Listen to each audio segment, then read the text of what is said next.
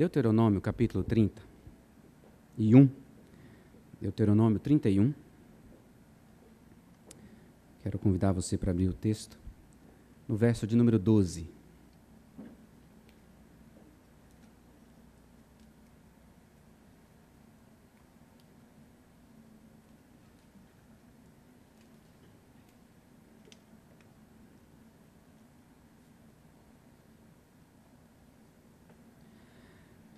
Deuteronômio 31, verso 12. Mesmo sentado como você se encontra, mas com reverência diante da santa palavra do Senhor e do Deus que está presente nesse lugar, eu convido você a fazer leitura comigo. Se a sua Bíblia é a versão revista e atualizada, vamos fazer essa leitura juntos do verso de número 12 do capítulo 31 de Deuteronômio. Diz assim a palavra do Senhor: Ajuntai o povo, os homens, as mulheres, os meninos e o estrangeiro que está dentro da vossa cidade, para que ouçam e aprendam e temam o Senhor vosso Deus e cuidem de cumprir todas as palavras desta lei. Essa é a oração que eu convido você para a gente fazer agora. Estamos aqui juntos, homens, mulheres, meninos, inclusive aqueles que não fazem parte do corpo de Cristo, o estrangeiro. E o objetivo é para que a gente ouça a Deus, para que a gente aprenda, que a gente o tema, que a gente tenha condições de cumprir todas as palavras que Ele nos ensina.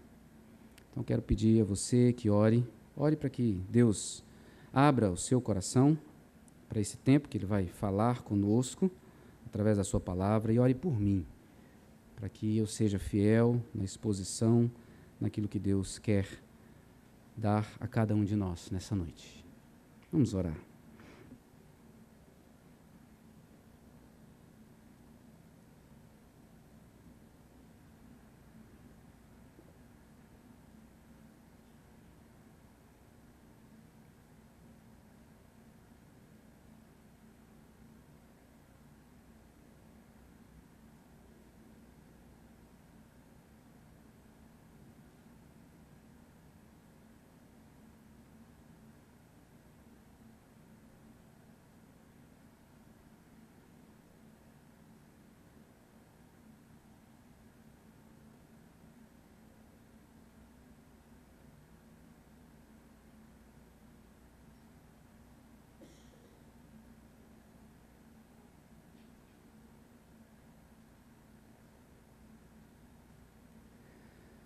Senhor, quando o teu povo deixou de seguir essa orientação, de se ajuntar como um só corpo, para ouvir a tua voz e assim aprender a viver contigo, a temer o teu nome, quando o teu povo abandonou o tempo de estarem juntos na tua presença para cumprirem as tuas verdades, eles sofreram terrivelmente. E não é diferente conosco. Todos aqueles que se afastam da tua palavra, que deixam de cumprir e de observar os teus ensinos, sofrem. Mas eu quero te agradecer porque a tua graça se manifestou em nossa direção nessa noite, nos trazendo aqui para falar ao nosso coração. Nós não viemos para cá, por conta própria. O teu Espírito Santo nos inclinou e nos conduziu até aqui. E é porque o Senhor tem um propósito específico para cada um de nós. E nós pedimos que ele se cumpra para a glória do teu nome. E por isso, Pai, eu peço por mim que eu seja instrumento fiel, obediente, seguindo aquilo que o Senhor tem para nós. Usa-me, ó Espírito Santo, fala através de mim. E receba, ó Jesus Cristo, honra, glória, todo louvor e adoração.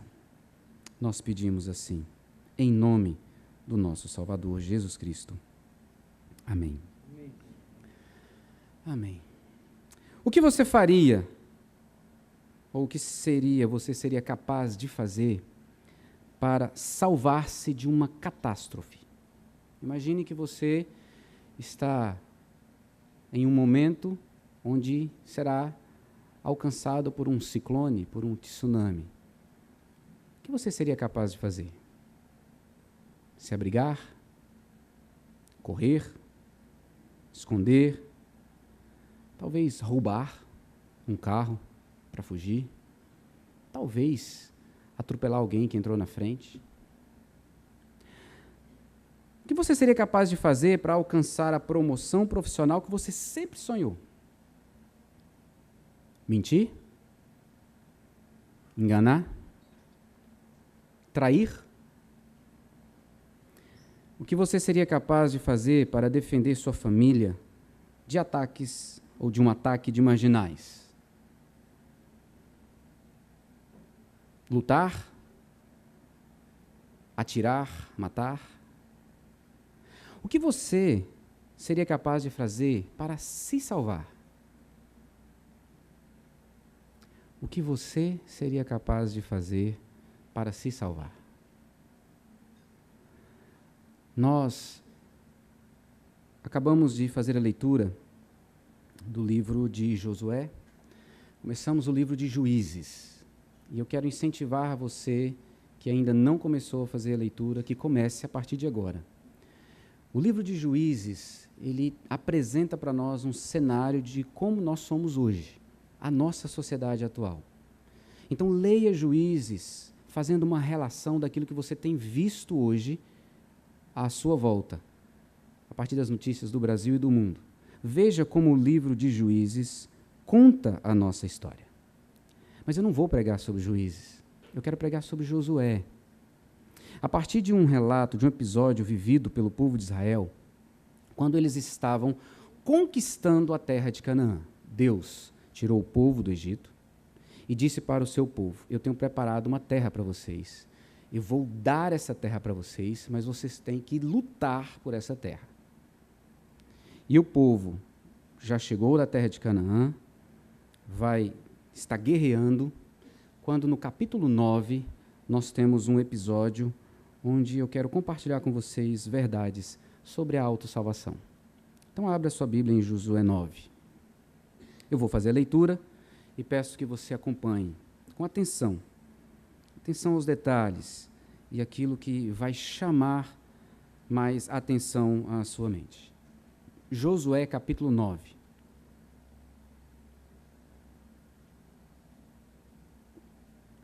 Sucedeu que, ouvindo isto, todos os reis que estavam daquém do Jordão, nas montanhas e nas campinas, em toda a costa do Mar Grande, defronte do Líbano, os heteus, os amorreus, os cananeus, os ferezeus, os heveus e os jebuseus, se ajuntaram eles de comum acordo para pelejar contra Josué e contra Israel. Os moradores de Gibeão, porém, ouvindo o que Josué fizera com Jericó e com Ai, usaram de estratagema, e foram e se fingiram embaixadores, e levaram sacos velhos sobre os seus jumentos, e odres de vinhos velhos, rotos e consertados. E nos pés, sandálias velhas e remendadas, e roupas velhas sobre si. E todo o pão que traziam para o caminho era seco e bolorento. Foram ter com Josué ao arraial, a Gilgal, e lhe disseram a ele e aos homens de Israel: chegamos de uma terra distante. Fazei, pois, agora aliança conosco. E os homens de Israel responderam aos heveus: porventura habitais no meio de nós, como, pois, faremos aliança convosco? Então disseram a Josué: somos teus servos. Então lhes perguntou Josué: quem sois vós? De onde vindes? Responderam-lhe: teus servos vieram de uma terra muito distante, por causa do nome do Senhor teu Deus, porquanto ouvimos a sua fama e tudo quanto fez no Egito. E tudo quanto fez aos 2 reis dos amorreus que estavam da além do Jordão, Seom, rei de Esbom, e Og, rei de Bazã, que estava em Astarote. Pelo que nossos anciãos e todos os moradores da nossa terra nos disseram: tomai convosco provisão alimentar para o caminho, e ide ao encontro deles e dizei-lhes: somos vossos servos. Fazei, pois, agora aliança conosco. Este nosso pão tomamos quente das nossas casas no dia em que saímos para vir ter convosco. E ele aqui agora, já seco e bolorento. E esses odres eram novos, quando os enchemos de vinho, e ei-los aqui já rotos. E essas nossas vestes e essas nossas sandálias já envelheceram, por causa do muito longo caminho. Então, os israelitas tomaram da provisão e não pediram conselho ao Senhor. Josué concedeu-lhes paz e fez com eles a aliança de lhes conservar a vida, e os príncipes da congregação lhe prestaram juramento. Ao cabo de 3 dias, depois de terem feito a aliança com eles, ouviram que eram seus vizinhos e que moravam no meio deles. Pois partindo os filhos de Israel, chegaram às cidades deles ao 3º dia. Suas cidades eram Gibeão, Sefira, Beerote e Quiriate-Jearim. Os filhos de Israel não os feriram, porquanto os príncipes da congregação lhes juraram pelo Senhor Deus de Israel, pelo que toda a congregação murmurou contra os príncipes. Então todos os príncipes disseram a toda a congregação: nós lhe juramos pelo Senhor Deus de Israel, por isso não podemos tocar-lhes. Isto, porém, lhes faremos: conservar-lhes-emos a vida, para que não haja grande ira sobre nós por causa do juramento que já lhes fizemos. Disseram-lhes, pois, os príncipes: vivam! E se tornaram rachadores de lenha e tiradores de água para toda a congregação, como os príncipes lhe haviam dito. Chamou-os Josué e disse-lhes: por que nos enganastes, dizendo: habitamos muito longe de vós, sendo que viveis em nosso meio? Agora, pois, sois malditos, e dentre vós nunca deixará de haver escravos, rachadores de lenha e tiradores de água para a casa do meu Deus. Então responderam a Josué: é que se anunciou aos teus servos, como certo, que o Senhor, teu Deus, ordenara a seu servo Moisés que vos desse toda essa terra e destruísse todos os moradores dela diante de vós. Por isso, tememos muito por nossa vida, por causa de vós. E fizemos assim. Eis que estamos na tua mão. Trata-nos segundo te parecer bom e reto. Assim lhes fez e livrou-os das mãos dos filhos de Israel, e não os mataram.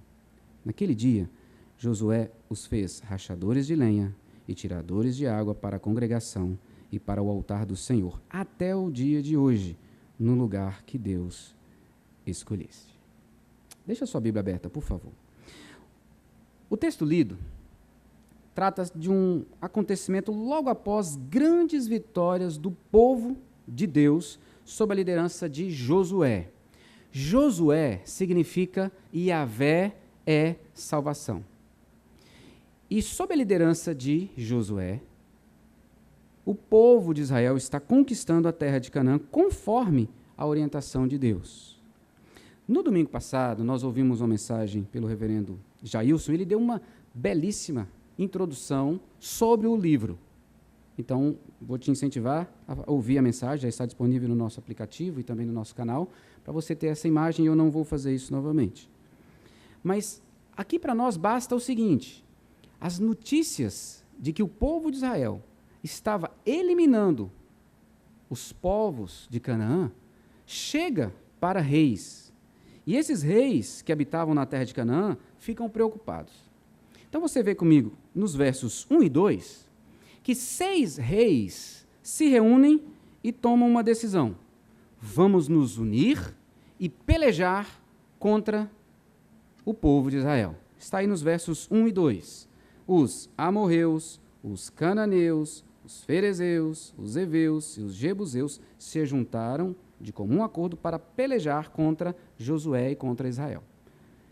Talvez você julgue, insensatos, isso é burrice, serão destruídos. Deus já falou que vai acabar com a terra, que vai dar a vitória para o povo de Israel, eles vão conquistar todos os povos. Não vai adiantar nada isso. Mas veja, a atitude dos gibeonitas, ou dos moradores de Gibeão, eles pensam completamente diferente. Qual é a atitude deles? Versos 3 e 4.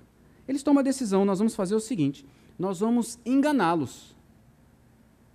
Nós vamos fazer uma aliança com eles, vamos fazer eles se comprometerem em não nos eliminar, porque nós somos um povo distante, e que tivemos notícias da grandeza do Deus deles, e queremos agora andar como servos deles. Talvez você julgue. Sábios, aí sim, inteligentes, souberam fazer a coisa. Ambos os reis querem salvar a própria vida. E têm a responsabilidade de proteger o povo sobre o qual eles lideram. Para livrar-se da morte, 6 líderes de nações resolvem se unir, juntarem as suas forças e lutarem contra o povo de Israel. Uma nação sozinha resolve enganar o povo de Israel para conseguir o seu favor, estabelecendo uma aliança. De que lado você está? O que você faria se fosse para salvar a sua pele? O texto é riquíssimo e a gente tem inúmeras verdades para a gente pensar, mas o tema que eu quero trabalhar conosco hoje é as verdades sobre a autossalvação. Como que eu e você trabalhamos para sermos o nosso próprio Salvador. Então veja comigo. A primeira verdade que o texto apresenta para nós é que todo ser humano deseja ser o seu próprio Salvador. Todo ser humano. Todo ser humano confia nas suas próprias forças e quer viver e ter ações e atitudes para ser o seu próprio Salvador.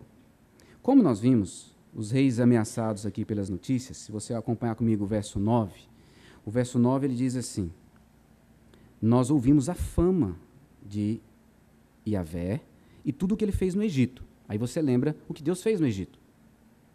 Como ele lançou todas aquelas pragas para libertar o povo. No verso 24, olha só o que ele diz. Nós tivemos notícias de que esse Deus de vocês, Yahvé, ordenou a um líder de vocês, Moisés, que essa terra onde nós habitamos vai ser destruída. Vocês vão dominar. Então, nós tememos muito por nossa vida. O objetivo de ambos aqui é salvar a própria vida. E eles sabem que Deus é poderoso, que Deus tem feito maravilhas. Eles sabem que ninguém pode deter esse Deus e que o Deus de Israel determinou, e se ele determinou, assim vai se suceder. Mas o medo da morte os leva a agir com as próprias forças para, confiados na sua própria mão, se salvarem. E esta é uma ilustração da minha e da sua realidade. Porque quando somos ameaçados, a primeira coisa que fazemos é confiar nas nossas próprias forças. Eu quero que você pense comigo por um instante. Não há necessidade de um evento como esse aqui, na sua vida, na minha vida, para a gente agir para se salvar. Qualquer pequenina circunstância na vida, qualquer evento na nossa vida, a gente vai agir como nosso próprio Salvador. Essa é uma luta que todos nós enfrentamos, sejamos discípulos de Jesus ou não. Lutero afirmava que, mesmo aqueles que creem e confessam Jesus como Senhor e Salvador, lutam contra a justiça própria. Ou seja, agir e fazer as coisas com o objetivo de ser aceito por Deus, tornando-se assim o seu próprio Salvador. Essa é uma realidade no meu e no seu coração. É uma marca da natureza caída. Queridos, essa marca nos persegue. Ela não é apenas algo para o não cristão. Isso é algo para o discípulo de Jesus Cristo. E essa é uma verdade que você precisa ter convicção. Você sempre vai desejar ser o seu próprio Salvador. sempre. E você precisa saber disso para ter como lutar contra isso. Mas nós não apenas desejamos ser o nosso próprio Salvador. Distantes de Deus, afastados do Senhor, nós vamos agir como nosso próprio Salvador. Qual a motivação dos gibeonitas irem até o povo de Israel? O verso 9 diz para a gente. Eles ouviram acerca das maravilhas de Deus, o Deus Yahvé, o Deus de Israel. Por ouvirem essa fama, eles resolvem ir até lá. Veja aí no verso 9. Teus servos vieram de uma terra muito distante por causa do nome do Senhor teu Deus, porquanto ouvimos a sua fama e tudo quanto fez no Egito. Se eles ouviram a fama desse Deus, sabem da grandeza desse Deus, do poder desse Deus, da capacidade desse Deus, o único Deus, o Deus de Yahvé, qual seria a atitude normal? Qual seria a intenção melhor? Ora, dobrar-se diante desse único Deus, adorar esse único Deus, servir a esse único Deus, obedecer a esse Deus poderoso para que ele não os matasse. No entanto, eles não confiam em Deus. Eles confiam neles, nem tanto a força, porque eles não quiseram guerrear, mas na inteligência. Nós vamos enganar o povo. Pensando assim, enganar o Deus do povo. Queridos, é óbvio que eles não conseguem adorar a Deus, jamais alguém poderá adorar a Deus se o próprio Deus não tocar nesse coração e o levá-lo a Cristo. Mas o texto mostra para mim e para você que quem está distante de Deus vai agir confiado na sua própria força e querendo ser o seu próprio Salvador. Aqueles que não pertencem ao povo de Deus, não são discípulos de Jesus Cristo, estão presos nisso. Não conseguem. Vão sempre querer e agir para serem os seus próprios salvadores. Mas note, a atitude dos líderes de Israel, povo do Senhor, povo de Deus, nos ensina. Verso 7. E os homens de Israel responderam aos heveus: porventura habitais no meio de nós, como, pois, faremos aliança convosco? Eles estão desconfiados. Eles estão dizendo que vieram de longe, querem fazer aliança. Mas quem tem que fazer aliança é quem está perto. Será que eles são de perto? Porque quem está distante não precisa fazer aliança com a gente. Então eles perguntam: vocês são daqui? Quem são vocês? De onde vocês vêm?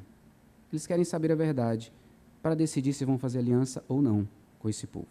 Essas perguntas são respondidas. É óbvio que com uma encenação, porque nós vimos no texto que eles pegam odres velhos, sandálias velhas, roupas velhas, pães velhos, e chegam lá e contam que tudo aquilo era novinho, quando eles saíram lá da terra muito distante. Veja o verso 12.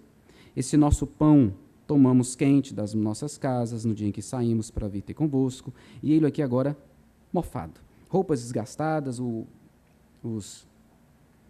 as sandálias, as roupas e até mesmo os odres de vinho. Tudo é uma mentira. Mentindo para salvar a própria pele. Agora, qual deveria ser a atitude do povo de Israel, que tem aprendido que precisa confiar e depender de Deus e buscar a orientação dele para tudo? Porque no capítulo 7 eles perderam uma batalha porque havia pecado no meio do povo. O pecado de Acã, trouxe implicações sobre todo o povo. Então eles sabem quem é Deus e a seriedade para andar com Deus. Mas o verso 14 diz para a gente o quê? Vamos ler juntos? Então, os israelitas tomaram da provisão e não pediram conselho ao Senhor. Não foram até Deus, não perguntaram para Deus, não pediram discernimento para Deus para julgar aquela situação. Então, eles estão distantes de Deus e confiados em quem? Na inteligência deles, na sabedoria deles, na capacidade de julgar a circunstância. Queridos, o resultado de não se submeter ao Senhor, de não consultar ao Senhor, de não buscar a direção do Senhor, de não seguir a vontade do Senhor, de não estar diante do Senhor, próximo dele, é ser o seu próprio Salvador, confiar em si mesmos. É o que nós vemos aqui no povo de Israel. Então veja, Gibeão não era povo de Deus, não queria saber de Deus, confia em si mesmo para a sua salvação. Israel, povo de Deus, ama a Deus, sabe que é guardado e cuidado por Deus, mas no momento que se afasta de Deus, também quer ser o seu próprio Salvador. Confia em si mesmo. E essa é a minha e a sua realidade, queridos. A decisão equivocada da liderança se dá por confiarem nas próprias forças. Não buscaram direção de Deus. Essa é a marca de quem é seu próprio Salvador, confiar em si mesmo. Isso traz consequências que eu não vou trabalhar com vocês aqui, mas você viu no texto. O povo murmurou.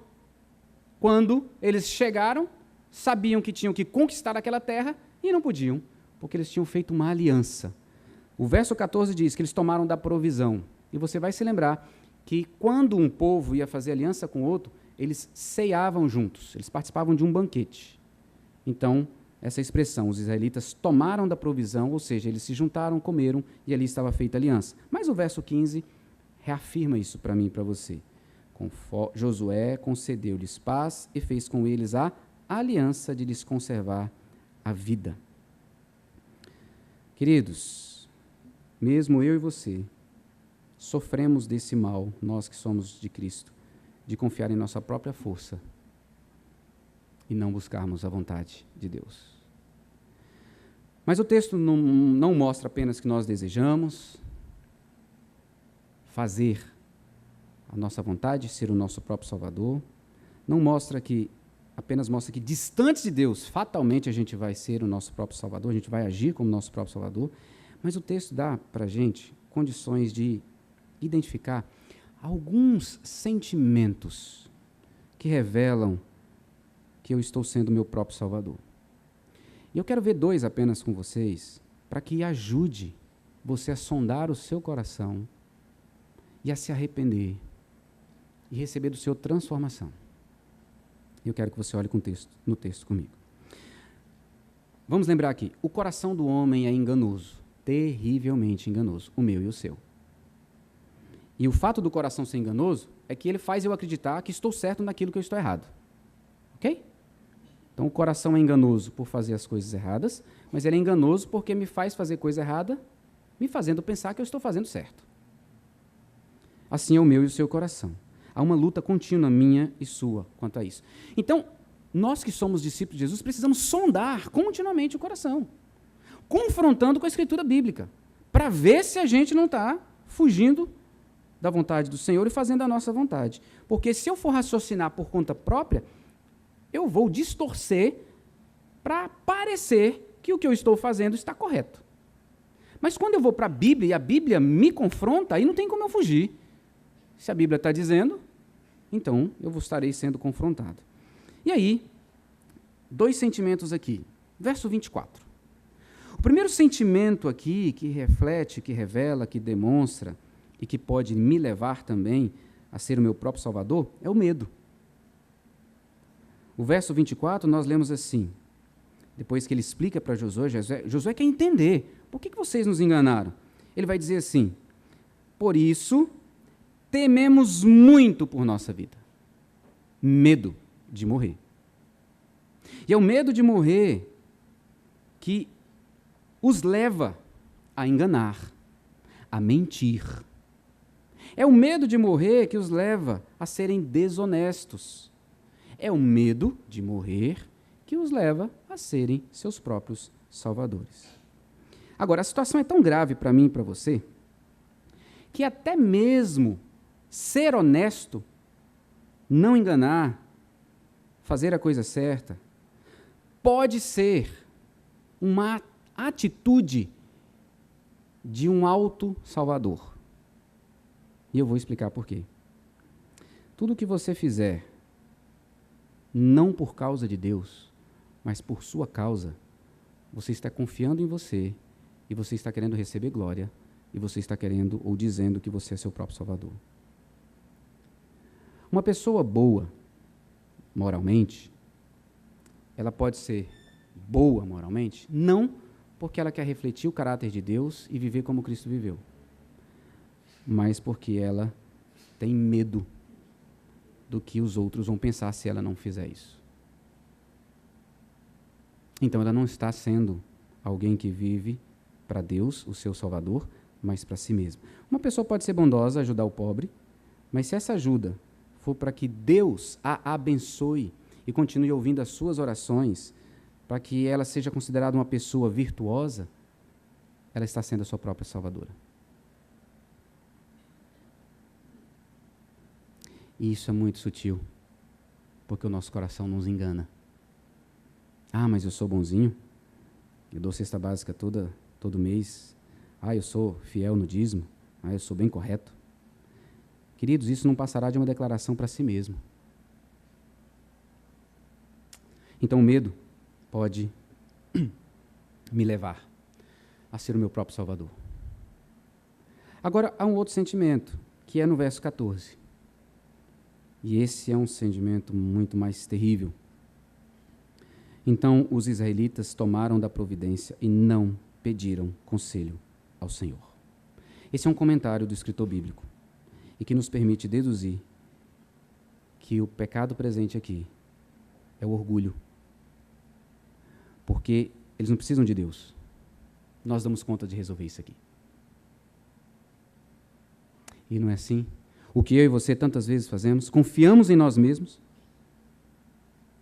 Queridos, o orgulho os levou a tomar uma decisão equivocada, gerando inclusive a murmuração do povo.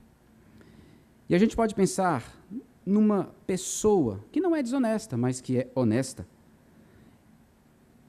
Uma pessoa pode ser honesta não por ser essa uma virtude de quem é discípulo de Jesus Cristo, mas ela pode ser honesta por causa de orgulho. Eu não sou como aquelas pessoas de determinado lugar que são todas desonestas, todas corruptas.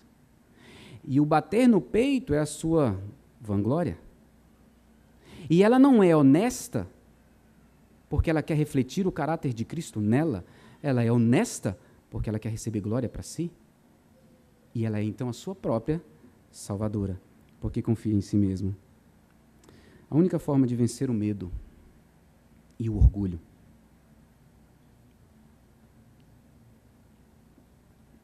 é quando eu ajudo o pobre ou sou honesto, não porque isso me traz lucro, vantagem diante das pessoas ou me faz sentir melhor, mas somente quando eu estou totalmente constrangido pela graça e o amor de Deus e faço para que Ele seja visto através de mim. Não tem outro jeito. E eu só discerno isso quando eu sondo o coração e confronto com a palavra de Deus pela ação graciosa do Espírito Santo. Isso só é possível para quem creu em Jesus como seu Senhor e Salvador e entregou a sua vida a Cristo. Uma pessoa sem Cristo jamais vai se preocupar com isso e vai desejar fazer isso. Mas você que está me ouvindo e que crê em Jesus, deve ter isso como preocupação. Quantas atitudes suas refletem o desejo de uma justiça própria? Você está ancorado e sustentado na sua justiça e não no que Cristo fez por você. Queridos, crer na morte de Jesus, na cruz, no meu lugar, apesar de todo o sofrimento infinito que Ele trouxe, que Ele experimentou no meu lugar, quando eu creio nisso, eu penso sobre isso, reflito sobre isso, eu trago isso para o meu coração, isso destrói o meu orgulho. Por quê? Porque Ele não precisava fazer isso por mim. Ele fez por graça. Eu não tinha nada que merecesse. Ele fez por graça. E Ele fez por mim. Então, eu que estava totalmente perdido, passei a ser alguém totalmente salvo. E quando eu penso nisso, o meu orgulho cai. Porque que valor eu tenho em mim mesmo? Nenhum. Mas pensar nessas verdades também destrói o medo dentro de mim. Porque se Jesus já fez tudo isso por mim, o maior medo que eu teria seria da morte, mas Ele já venceu a morte e eu tenho vida eterna. Então eu vou ter medo de quê? Porque se ele fez isso por mim, por amor, nada vai apagar esse amor dele por mim. Nada vai destruir. Então eu vou ter medo de quê? Do que os outros estão falando? Do que pode me acontecer? Então são as verdades do Evangelho, aplicadas no coração, que nos ajudam a vencer, por exemplo, sentimentos como esses. Queridos, todo ser humano deseja ser seu próprio Salvador. Distantes de Deus, nós vamos agir como nosso próprio Salvador. Muitos sentimentos vão revelar que somos nossos próprios salvadores. Essa é uma realidade para mim e para você. Nós vimos aqui só dois, medo e orgulho. E eles nos fazem pecar. E eu quero convidar você a examinar o seu coração, respondendo algumas perguntas. Como exemplo, para que você use isso depois. Quero te dar uma ferramenta para você sair daqui pensando sobre isso. Você menosprezou alguém? Você foi indiferente com alguém? Você julgou ou criticou alguém? Você ficou atormentado, chateado, magoado por críticas que recebeu? Sonde seu coração. Se foi por medo, que você ficou chateado, ficou magoado, ficou triste, ou você fez o que fez. Se foi por medo, não reconhecendo o seu valor diante de Deus, precisando se afirmar, ou se foi orgulho, você querer ser melhor que a outra pessoa, achar-se melhor que a outra pessoa. A Bíblia vai mostrar para a gente dois tipos de arrependimento. Eu posso estar arrependido para manter Deus feliz comigo e não me punir, continuar comigo, atendendo minhas orações, derramando suas bênçãos sobre mim. E aí ele vai ser um falso arrependimento. Ou eu posso me arrepender porque eu creio que estou perdoado em Cristo Jesus, que não há mais nada que me condena, e mesmo eu sendo falho, o amor dele não diminui por mim. Pelo contrário, ele vai trabalhando na minha vida para que eu seja mais parecido com ele. Esse é o verdadeiro arrependimento. Eu e você não conseguimos vencer o medo e o orgulho. Não conseguimos. Mas houve alguém que viveu nesse mundo e que venceu. Não teve medo. Não foi orgulhoso. Jesus Cristo, enquanto esteve aqui, viveu de forma perfeita e plena. Para que hoje, eu e você que cremos nele, estamos unidos a ele, também possamos viver assim. Porque se eu for confiar em meu coração, eu vou enfrentar o medo e por causa disso eu vou querer ser meu Salvador. Eu vou ser orgulhoso e me achar melhor que o outro. Queridos, Jesus Cristo foi humilde e corajoso o tempo todo. Jesus jamais tomou uma decisão sem falar com o Pai, para escolher os discípulos, noite inteira de oração. Então você olha para a vida de Jesus e vê esse texto aqui do capítulo 9 de Josué, e vê que Josué está apontando para Jesus. Jesus é o nome grego para Josué do hebraico. Jesus significa Yahvé, salvação. Eu e você precisamos de Jesus, porque sem Jesus não somos nada. Então, para nos livrar dessa atitude nossa de ser o nosso próprio Salvador e de qualquer outro pecado, é que Jesus foi enviado ao mundo. Deus enviou o verdadeiro Salvador, não sou eu nem você. Nós temos um verdadeiro Salvador, em quem nós devemos correr para sermos salvos. E não abraçar o próprio coração, a própria força, a própria confiança e querer ser o nosso próprio Salvador. Nós não podemos confiar em nós. Não confie em você. Não confie em você. Seu coração é enganoso. Somente a experiência com a graça de Deus, uma entrega a esse Senhor maravilhoso que nos redime em Cristo Jesus, que nos transforma, é que nós podemos fazer a vontade dele. Spurgeon contou certa vez uma história que um horticultor cultivou uma plantação de cenouras. E uma cenoura cresceu muito mais do que as outras. E ele pegou aquela cenoura e levou para o seu rei. E falou assim: rei, eis aqui a melhor cenoura da minha plantação, como um sinal do meu amor e do meu respeito pelo Senhor e pelo que o Senhor tem feito em nossa nação. O rei recebe, fica admirado, comovido, discerne o coração daquele horticultor.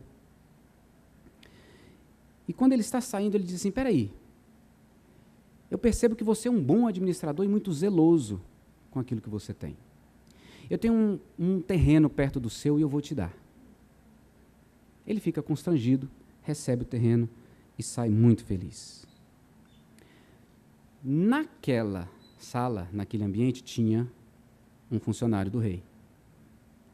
Viu aquela situação e pensou: se por causa de uma cenoura ele deu um terreno, se ele ganhar algo melhor, ele então corre, pega um belo garanhão preto, cavalo maravilhoso.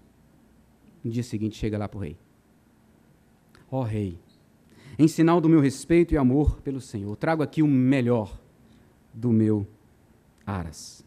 O rei discerne o coração daquele nobre, agradece e despede. Pode ir embora. Quando ele olha para a fisionomia desse nobre, descaída, sem entender nada, ele resolve explicar. Aí ele diz o seguinte: o horticultor veio e deu a cenoura para mim. Você veio e deu o cavalo para você mesmo. Queridos, quando eu quero ser o meu Salvador, eu não estou dando nada para Deus. Estou dando para mim mesmo. Eu e você precisamos desesperadamente de um Salvador. A morte de Jesus na cruz não foi apenas para garantir você no céu. Foi para te livrar todos os dias do seu coração cheio de justiça própria, cheio de ações de seu próprio Salvador. Então, todos os dias, eu e você precisamos nos voltar para o Evangelho e pedir: Senhor, encha-me de Cristo, o meu Salvador. Confie no seu Salvador, não em você como seu Salvador. Eu convido você a fechar os olhos para a gente orar. Eu tenho certeza que o Espírito Santo falou ao seu coração. E não é por causa de mim. É porque Deus nos ensina que não há palavra dele que volte vazia. E se ele te trouxe aqui para participar desse momento de adoração e ouvir a sua voz, é porque ele tem algo para ti. Coloque o seu coração diante do Senhor. Quais são as atitudes que você tem tido que refletem confiança em si mesmo, que deixa Deus de lado, porque o seu orgulho aflora e você está confiado, desejando ser o seu próprio Salvador, tantas vezes agindo como o seu próprio Salvador.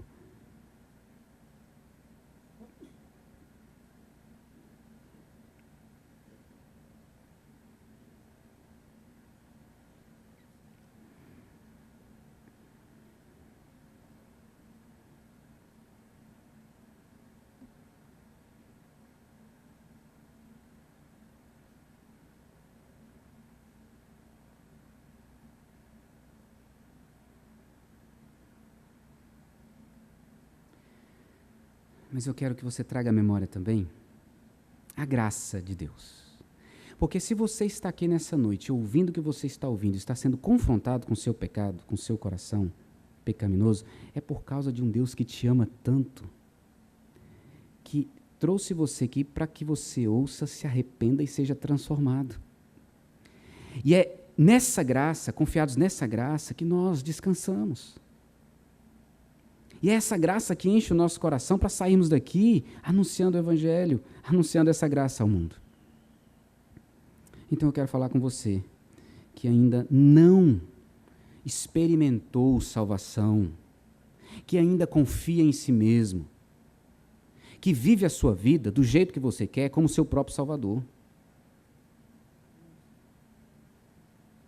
Você não dá conta. Você está condenado a uma vida inteira e eterna de perdição, sofrimento e dor. E você sabe do que eu estou falando. Mas Deus preparou um Salvador para que você descanse nele. Ele fez tudo. Você só precisa confessá-lo como seu Senhor e dizer para ele: Jesus, salve-me de mim mesmo e guia-me segundo a tua vontade e a tua verdade. É só isso que você precisa fazer, com um coração sincero em arrependimento dos seus pecados.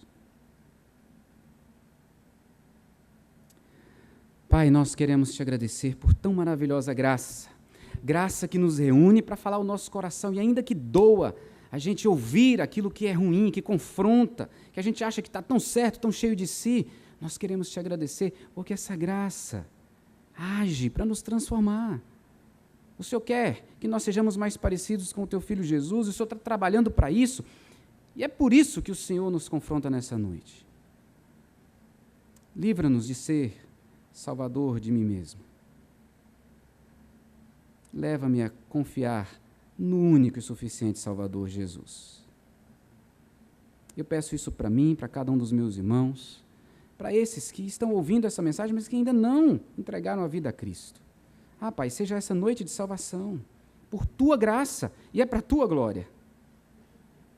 Pai, eu oro pelos meus irmãos em Cristo Jesus, que ainda confiam em si mesmos, na sua performance e desempenho para ser aceito por Ti. Ah, Deus, leva-os à convicção de que não são seus próprios salvadores, não são as suas obras que os leva a serem aceitos por Ti, mas apenas a confiança em Jesus Cristo. Obrigado, Deus. Saímos daqui confiantes, não apenas na Tua graça e no Teu amor por nós, mas confiantes no agir do Teu Espírito Santo para nos transformar, porque nós somos totalmente dependentes do Senhor. É em nome de Jesus que nós oramos. Amém. Amém.